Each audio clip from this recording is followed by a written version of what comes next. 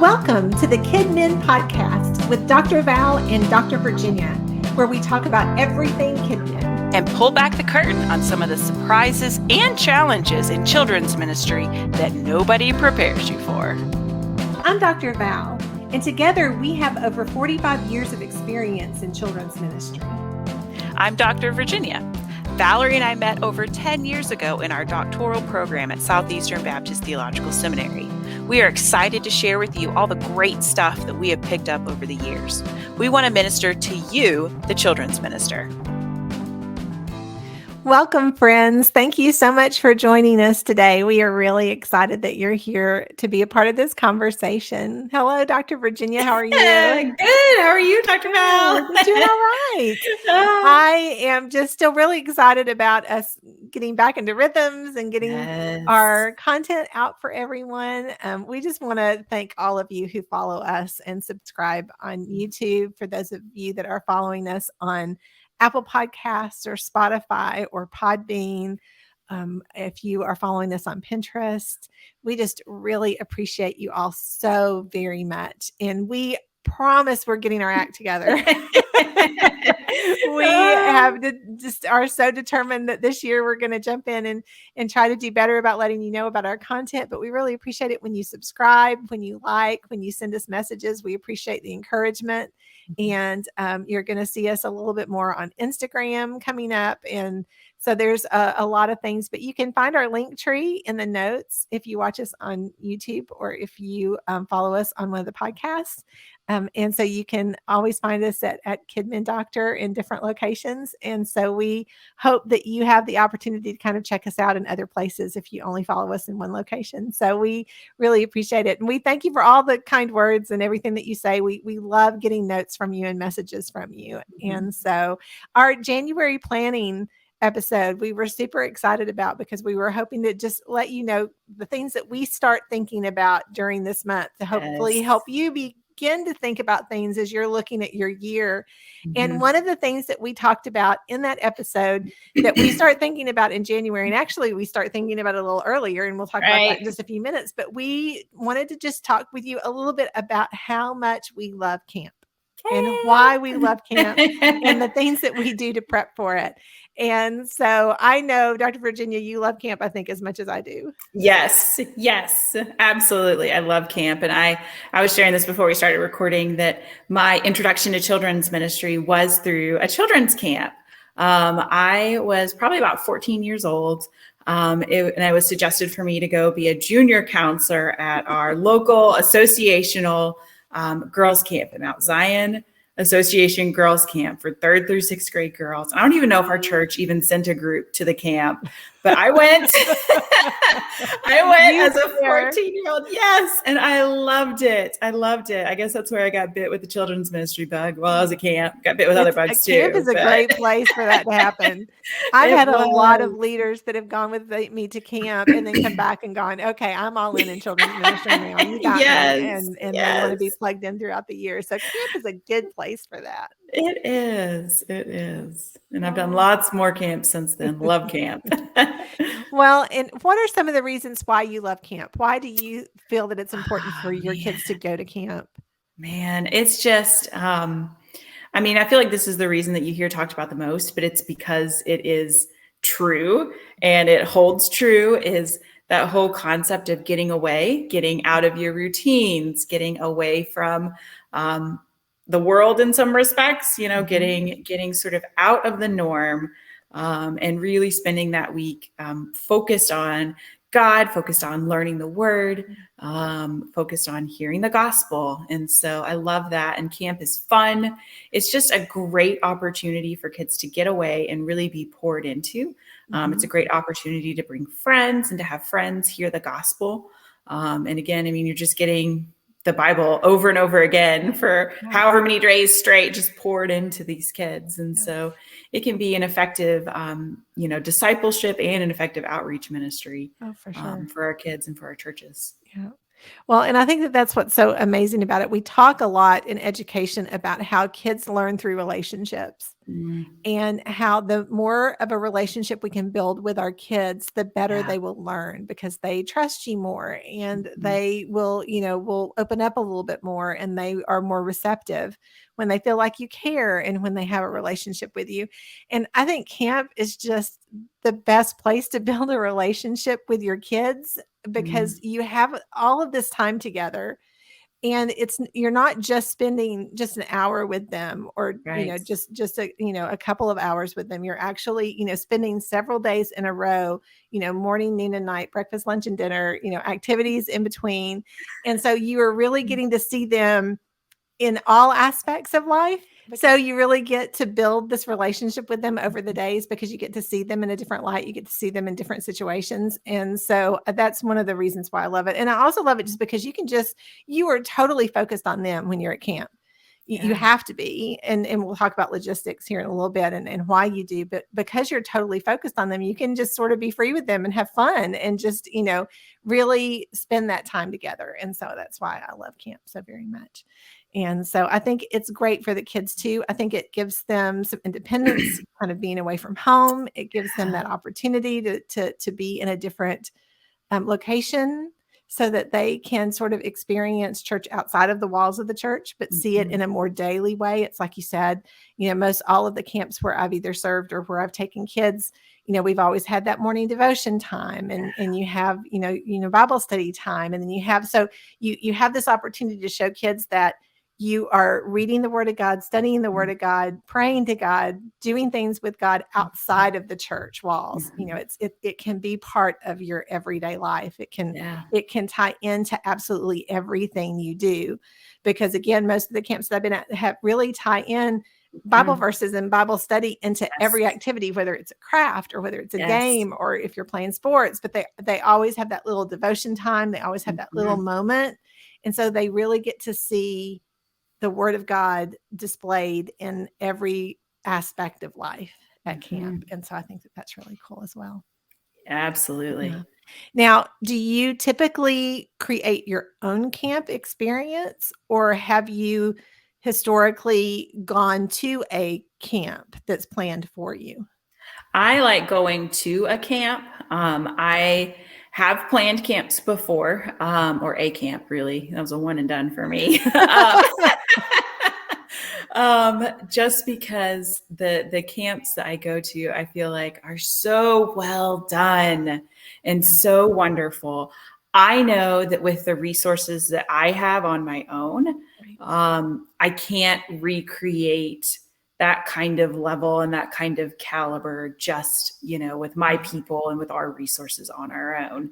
Right. And so that's my personal thing. I know, a lot of people really do enjoy like doing a camp on their own and creating their own camp and having it tie in with other things that they're learning at church, or like, really focusing it on something that maybe their whole church is focusing on, or, and so I know that there can be a lot of advantages as well to doing it yourself. But I like taking my kids to camp. And so we've talked about it before, so I'll just go and say Eccentric Kid is the one that I love. So there are lots of wonderful kids camps. I love taking my kids to Eccentric Kid. I have taken kids to Eccentric Kid and really, really do love it. I've taken kids to our state associations at camp and have really, really loved it. And I have done my own camp before. And I will tell you that there's a lot of struggle as you're trying to decide what you feel you need to do. I always let children's ministers know, don't feel pressured to create your own camp. If there are people in your community that do that, don't let them make you feel like, well, that's the only way to do it, because it's not the only way to do it. And quite honestly, you have to really have a lot of resources and a lot of people that will serve with you, a lot of manpower for you to be able to create your own camp. Even if you are going to a campground that's set up for camps, which there are a lot of opportunities for that in most all of the states. You can find a campground that offers, churches to come in and host their camp, where the church is completely responsible. But that means that you're responsible for everything, that you're responsible to create and bring your materials Yes. for activities, and you're responsible for, having, the devotions and all of the Bible study and all of the In some arts and cases, you got to crafts cook your and own food. food too. Yeah, it's according to the So, location as to yeah. how much. I know that there are a couple of camps in Tennessee that will offer, like, for example, they might have things like a ropes course or archery or some big things that they will monitor for you and and do for you. But I don't know of any that, if you're taking your kids to the camp in that way, that provide everything for you, but it be your camp. It's It doesn't work that so way. it doesn't work that way. So you are having to take a lot of supplies, and you're Mm-hmm. having to take the food and those kinds of things. And so you really have to kind of decide, is this something that I have the time? Is this something that I have the capacity for? Is this something that I have the people serving to be able to do? And because you can't do this one all on your own. You really cannot create a camp and have it run successfully or safely on your own. So that's one of the things that you have to really think about. And I know cost can always be an issue, because sometimes costs can be difficult to be able to take the kids someplace. But like I said, that's where you just have to kind of look at your church community and your resources and see what is going to be the best option for your kids, for them to have a positive experience and to be able to do that. So again, yeah, I think that finding camps like CentriKid, and the great thing about CentriKid, the great thing about the associational camps that I've gone to in the past have been that literally I can take my kids. Everything is programmed. The food is there, the activities are there, the study is there, everything is there. And I can actually spend my time with my kids. I'm not running something. I can actually spend my time with them. And my chaperones can spend time with them. So you're not having to worry about logistics as much. I mean, you still do, and we'll talk about that too here in a few minutes, but it's not the same kind of logistics as if you're running the camp yourself. And so I'm a big believer in not reinventing the wheel if you don't have to. I've said that before for a few things. And so if you have the ability to make camp an option, then going to a camp that's set up is a really good thing to be able to do. And one thing that I like about camps like that as well is that one of the things that I've seen very commonly, like at CentriKid and other camps as well, is that there is a time when the kids are maybe doing their breakouts or doing their activities. There'll usually be at least one time during the day where there's like an adult devotional time where they intentionally set aside time to invest in the adults who are investing in the kids. Yes. And so I appreciate that as well. I love it that they do an adult Bible study and want to encourage us as well. So, yeah, it's just, camp is just, to me, it's just a lot of fun. It's a lot of fun all the way around. And so I definitely do that. All right. Well, let's talk about some more specifics of things that we kind of need to think about as we're doing it. Because we talked about why we love camp. We talked about that decision of, are you going to have your own camp, or are you going to go to a camp? I think the next thing that you really have to kind of make some decisions on is location. Exactly where are you going to take your kids, and how far are you going to take your kids? Yes. And that is always a big concern for me when I'm looking at, for example, a CentriKid location or an associational location, that I have never been super comfortable taking my kids a very long distance away, because you have lots of options, and there's lots of great camps and lots of different locations. But especially if I'm taking, I typically felt more comfortable taking like third graders through fifth graders, or third graders through sixth graders, according to school system in your ministry and how that works. and how we did it. I have done second grade through. I have done overnight, just single overnight camps with first and second and third graders before. So those are completely different types of camps. So I've looked at different options, because I feel like first and second graders struggle with more than a night or two, because when you're looking at like a 4-day camp, that's a long time to be away from home if you don't have that experience of being away from home. And so typically if I have had first or second graders go with me to camp, it's usually been with a parent, with their parent as a chaperone, so that way they have that familiarity. But I have really looked at, because I've had churches before that have been like, oh, taking them to this city would be really great to go to camp, but it might be 4 hours or 5 hours away. That Yeah. tends to make me a little more nervous. I don't want to Yeah. be super far, because I have had, over all the years of my ministry, I have had injuries happen. I've had kids that have gotten sick. I've had Yes. parents have emergencies and need to come get kids because, they've had a family member pass away or something happened where they needed to get their kids.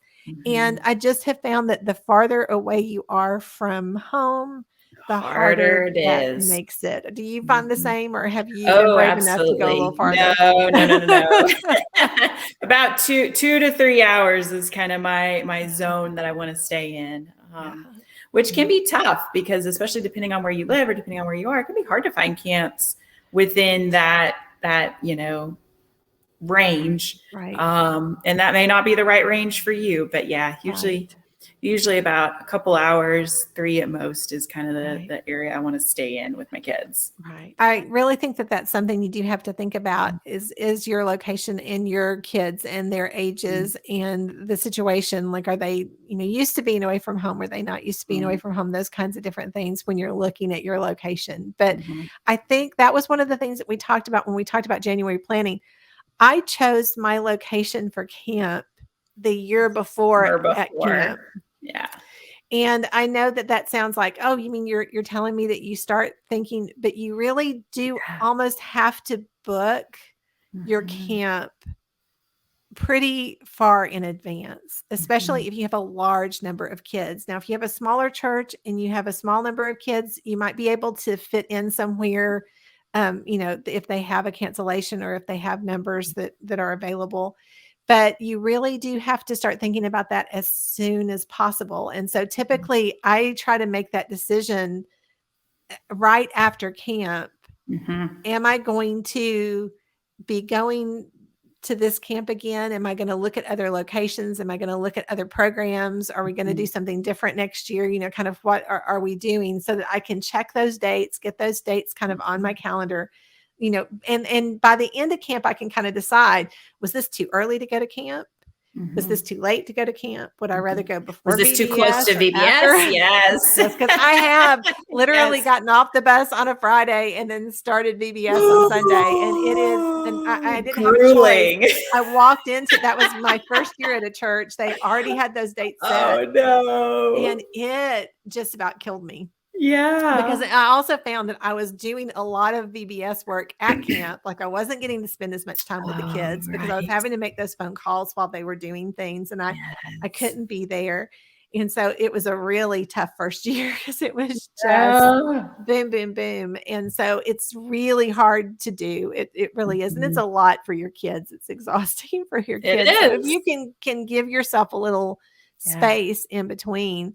And so a lot of times I liked doing it. Well, it was according. Some years I liked doing VBS right after the school year while everybody was still kind of in that mode. And then sometimes we did camp right after the school year. And so it was according to the kids. I did it differently at every church where I served, because it was kind of according to how the families and the traditions went with them and what they did. But having the date and location and those things down, a couple of weeks after camp for the next year sets you up to really be able to, because we mentioned most camps are looking for their first deposits in February. Yes.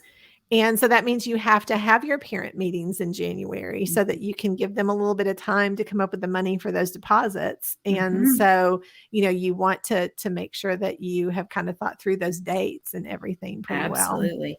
And, both types of camps that I've done, both, where I go and the camp's provided, or where you're just renting out a facility. In both of those instances, they have asked us if we want to recommit to the next year. Right. So it's not just one type or the other, even whenever we went and did our own camp, they're like, hey, do you want to go ahead and reserve these dates for next year? Yeah. Because So they're being proactive with their calendar and they're wanting to make sure that you are too. And that they get their calendar filled too. Well, So yeah. Well, and that's what it's great. Every camp where I have taken kids have always let me, for example, if I take 15 kids to camp this year, then I am going to reserve 20 spots for next year. And then when I do those initial deposits, if I need more, they usually have more available. And if I need less, they'll let me cut down to less. Swap but I it always around. tried to look at, hopefully I can. But I also looked at my numbers too. If I knew that I had fewer kids in Right. third, fourth, and fifth grade, Right. then I might not reserve as many spots. But I kind of tried to look so that I always, planned on, because it never failed that we usually had kids that came with us to camp that were not regular attenders, or that might be family members, like, for example, a cousin, or, somebody bring that, a friend. they want to bring their friend from school. They want to bring. And so I always wanted to have that ability to be able to add a few. And most camps are really super kind about that. But you have to really be careful, because there is a date where or you'll be paying for those extra spots. You're paying for those extra spots. It's, done. So you basically really want to make sure that you know where your cutoff dates are, so you're not paying deposits and then not needing those spots.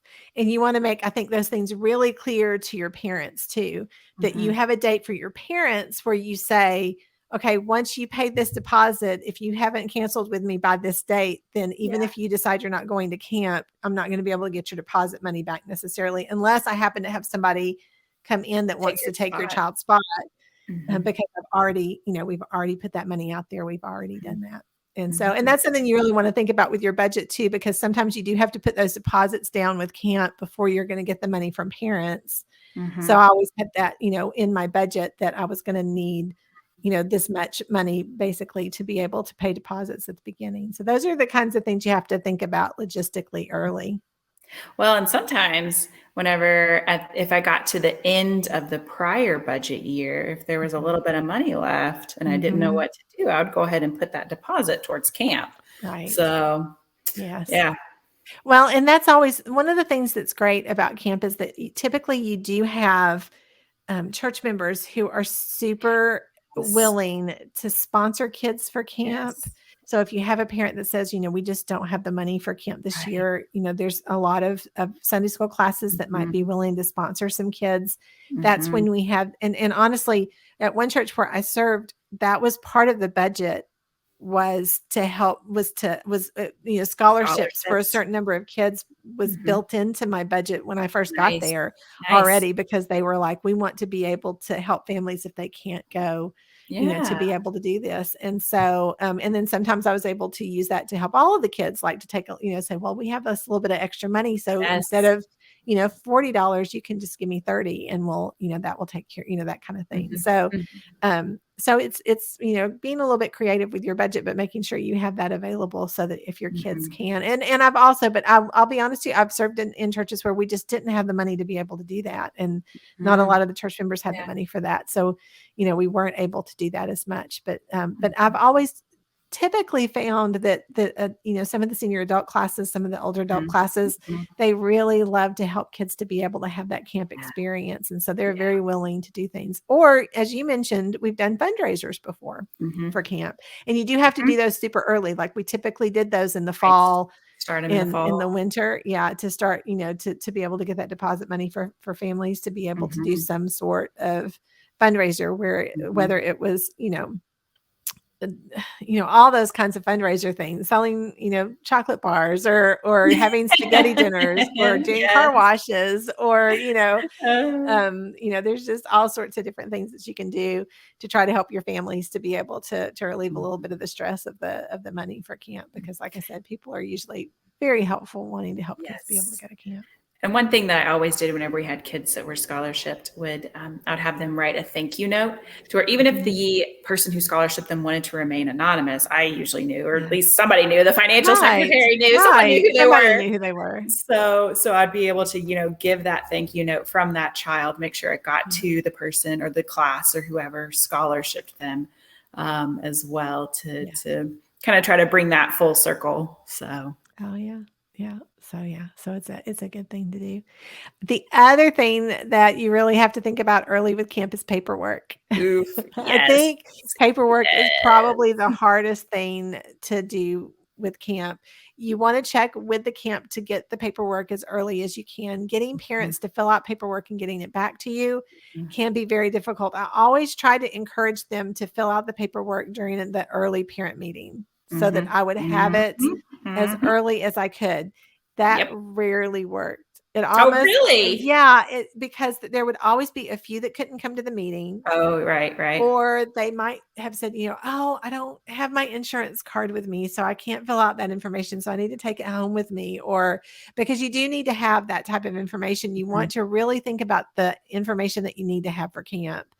And one of the things that you really do need is the medical information, medical insurance information, any kind of health issues and that kind of thing. And so having just general paperwork filled out with the contact information and how you get in touch with parents and all of that's really important.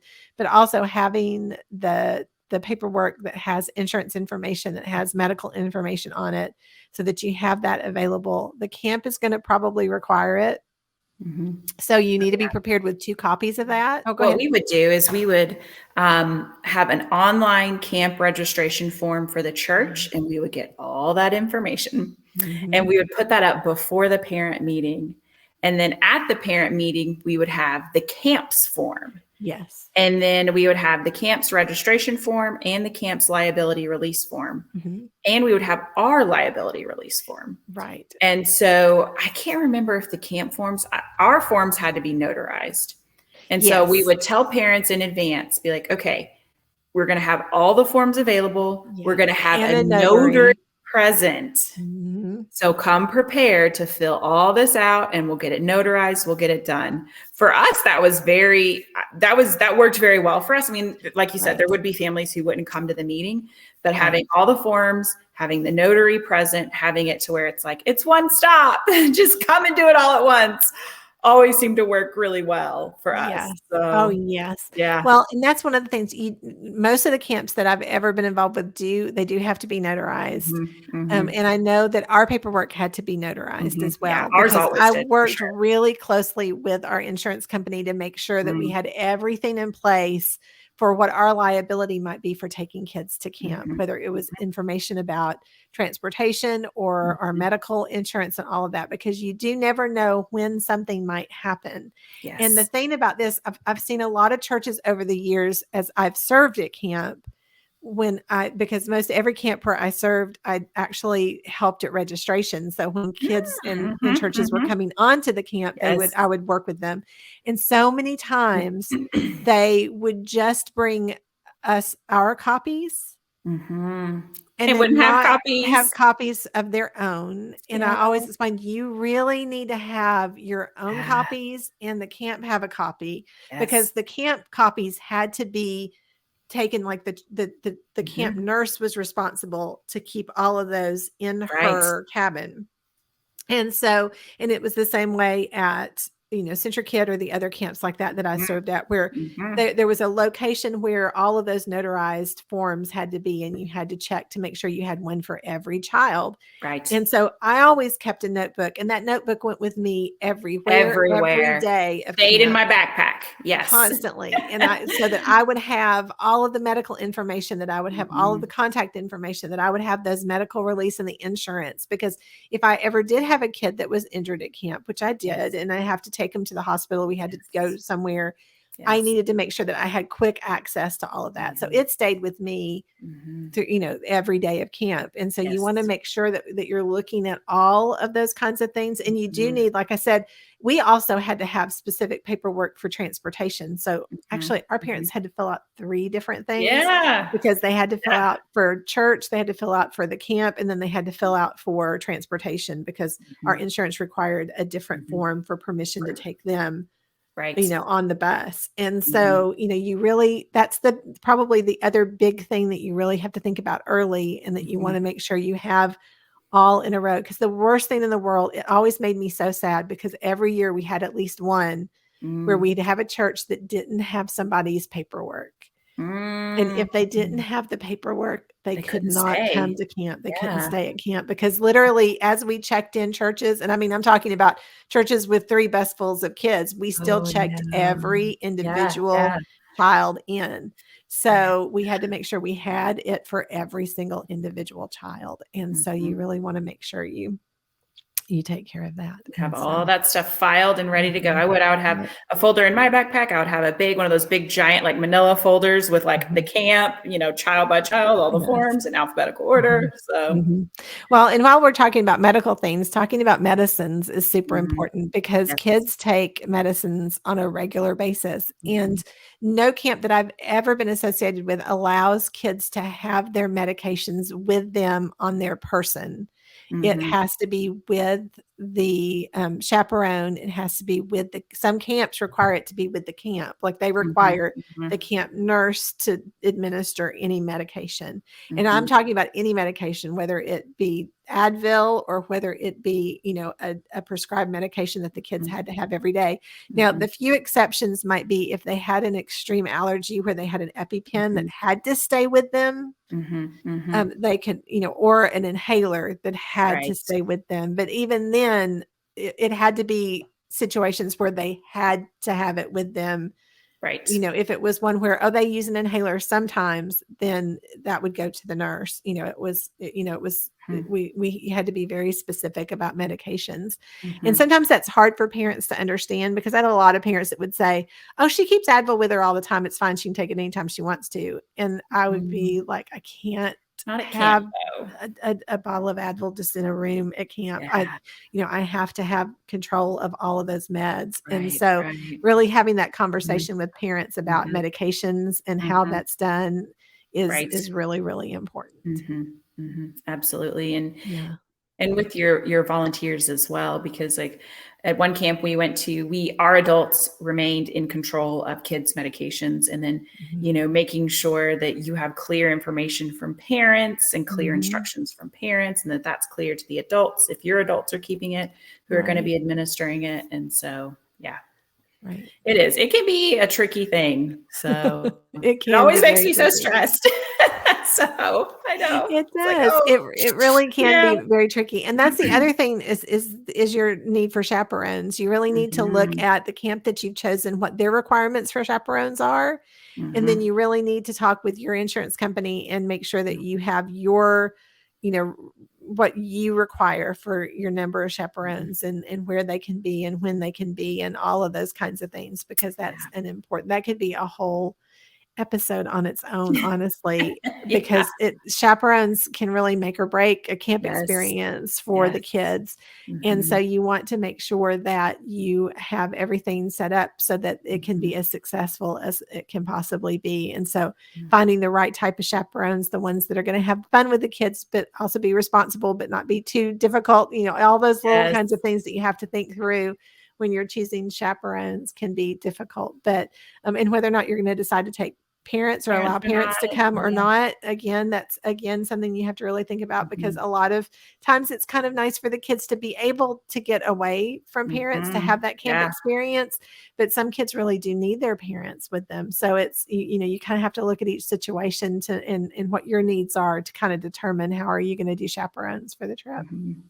Well, and one thing too, I know we keep referencing insurance. One thing with our insurance company, we always had to take out a special, is it called a rider or like a special little, additional policy for camp. Right. And so that was something we always had to do like a month or so in advance as well. And so, checking with your insurance company, not only on, their guidelines and making sure you have yourself covered with liability things, but also do you need an additional rider? Do you need an additional little add on to your policy as you go on this trip? So, well, and you have to remember too that the chaperones that you have also have to have background checks and any other kind of check on them that either the camp might require or that your church insurance would require, or your church requires. So, sometimes we will pull chaperones from other areas of the church for camp that might not necessarily work in children's ministry during the entire year. And so you have to kind of look at, and I have lost chaperones before because I've, said, well, we have to do the background check or the fingerprinting or whatever we did at that particular time. And, they said, no, I'm a parent, I should be able to go. And I'm like, I'm sorry, if you're going, you're representing the church. Yeah. You can't go as a parent. You're going Yes. as a church chaperone because that's the way camps are set up. And Yes. so having that background check done or whatever your, issues are for what you do for that, they had to go through that process just like everybody else did. Mm-hmm. And so those are conversations that you have to have really early so that you don't kind of come up at the end where they think, oh, I'm just not going to do it. And they're going to be desperate and take me anyway. And you go, no, it's not the way that this would work. You can't do it that way. Yeah. So there are so many things that you have to think about when you're planning for camp. And some of those little things are like, you're going to want to take extra snacks with you because there's going to be times like at night when you're doing things with the kids where they're going to be starving. And so having, some crackers or some cookies or you definitely want to have bottles of water with you that they can have in their, rooms or in their cabins at night. Cause there's times where they're going to need water and they're going to need snacks. And so those kinds of things are super important. Having a packing list for the parents, letting them know, what they need to have with them, what they need to bring, and what don't need to have with them. Oh, that's a big deal. Yes. I will never forget. I had a strict no electronics, and I know I can't imagine now, even with it only just being 4 years difference. Yeah. But I can't imagine now how much harder that would be. Yeah. One of the reasons why I had that policy was because I had a little boy that insisted on bringing his iPod back when we still used iPods, back in the day. And he just, and I explained, you're not going to have any time to use it. They're not allowed at camp. So you can't take it out of the room. There's no reason for you to bring it. And he had to have it. And his mom was like, he has to have it. He has to have it with him. Okay. And I explained, I said, you know what? If it gets lost, if it gets broken, there's too many things that can happen to it because it just can. And she was like, oh no, he's super responsible with it. He, takes it with him everywhere he goes. He's perfectly fine. We had pulled out of the church parking lot and it was gone and he shattered it. Oh no. 5 minutes. And so I was like, I'm so sorry, but this is what, he was messing with it. He was trying to show it off to somebody and he literally just kind of accidentally threw it and it hit the bus floor and it just shattered into pieces. And so it was like one of those things where I was like, I'm so sorry, but this is why. You shouldn't have brought it. Things can get taken, things can get stolen, money can get stolen really easily. And there is no way to prove money. I mean, there's no way. Parents would always say, well, did you search everyone? Anybody can have money. It's almost impossible to prove somebody stole money. So I always was really specific on, I tried to hold money for the kids. Like they would have envelopes that they would give me with their money and I would give them money as they needed it. If they wanted to buy snacks, if they wanted to do something special. But those kinds of things with your packing list that you go over with parents, the dress code for summer, dress code with bathing suits and shirts. And so many camps are very specific about what can be like, you can't necessarily wear t-shirts over swimsuits in swimming pools at some of the camps because it clogs up filters, the cotton does. So even if your church has a specific rule about like how your kids have to dress for swimming, it may not meet the camp requirements. So you really want to make sure that what the dress code is for the camp and what your dress code is that you require and that parents are super aware of that.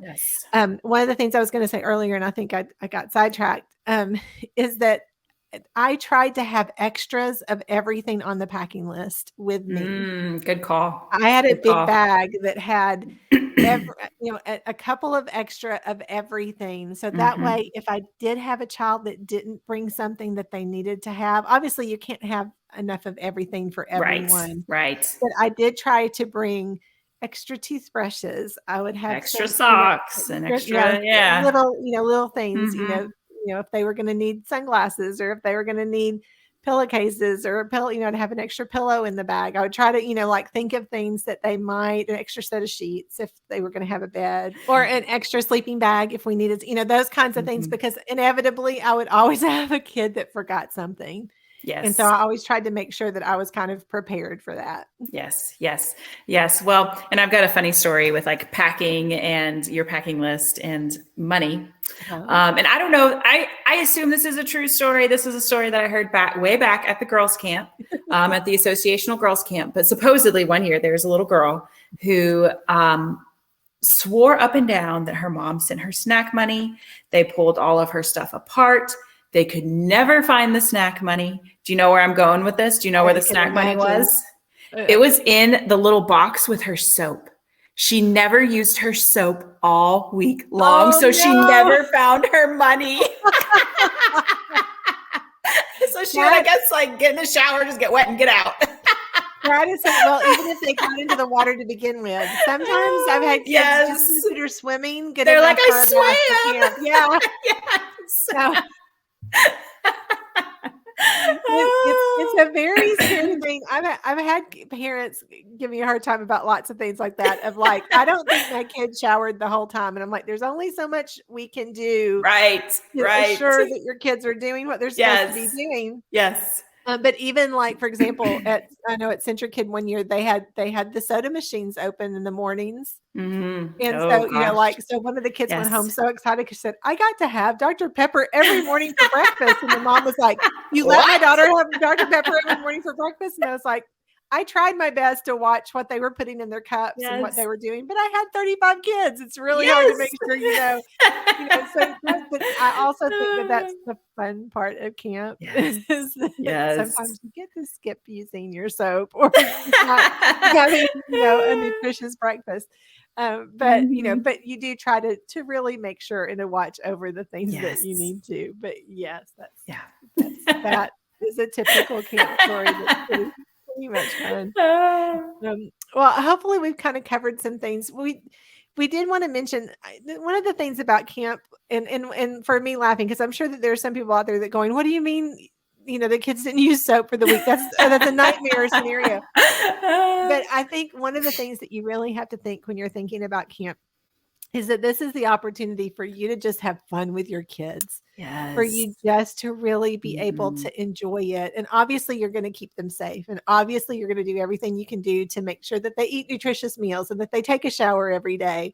Yeah. But the highlight for them is going to be how much fun you have with them.